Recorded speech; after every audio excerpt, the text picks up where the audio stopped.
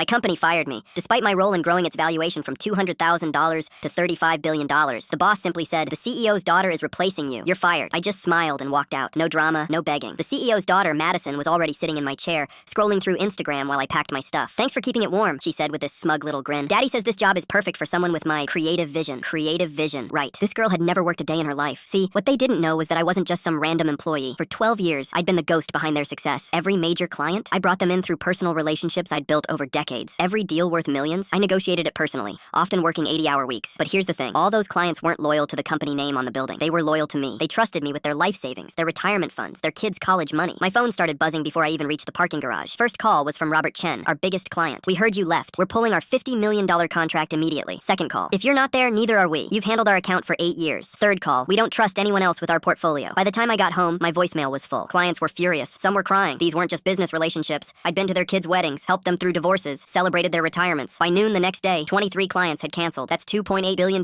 in revenue gone. The company's stock price dropped 40% in a single morning. Madison lasted exactly 4 hours before she was sobbing in the bathroom. Turns out, Daddy's little princess couldn't handle angry millionaires screaming at her about their missing money. She quit via text message to her father, but it gets even better. At 3 p.m., my old boss Marcus shows up at my apartment, sweating through his $3,000 suit and looking like he'd aged 10 years overnight. His hands were literally shaking as he knocked on my door. "Please," he begged before I could even say hello. "Come back. We'll triple your salary. We'll give you equity." The board is furious. Madison quit. 3 more department heads resigned this morning. The company is bleeding money. I opened the door wider and invited him in. Made him a coffee while he sat there desperately checking his phone every 30 seconds. "Marcus," I said, sitting across from him, "remember when I asked for that raise last year? You said the company couldn't afford it." His face went pale. "And when I suggested we hire 2 junior advisors to help with the workload, you said we needed to cut costs, not increase them." He nodded frantically. "We can fix all of that. Whatever you want." I smiled and slid a business card across the table. Funny thing is, I already started my own firm this morning. Filed the LLC paperwork yesterday, actually. "Thanks for giving me the final push I needed." His eyes went wide as he read the card. "Elite financial advisory. Personalized service. Proven results. And thanks for the client list," I continued. "Turns out when you treat people like family for 12 years, they follow you anywhere." The blood drained from his face. "You can't. We have non-compete clauses." "Check my contract again, Marcus. I was classified as an independent contractor, remember? You did that to avoid paying benefits. Non-competes don't apply." He sat there in stunned silence as I explained how 18 of our biggest clients had already signed with my new firm. How I'd been planning this exit strategy for months after watching the CEO's incompetent family members get handed positions they never earned. "The company will survive," I told him as he stumbled toward the door. "Maybe Madison can apply for an entry-level position somewhere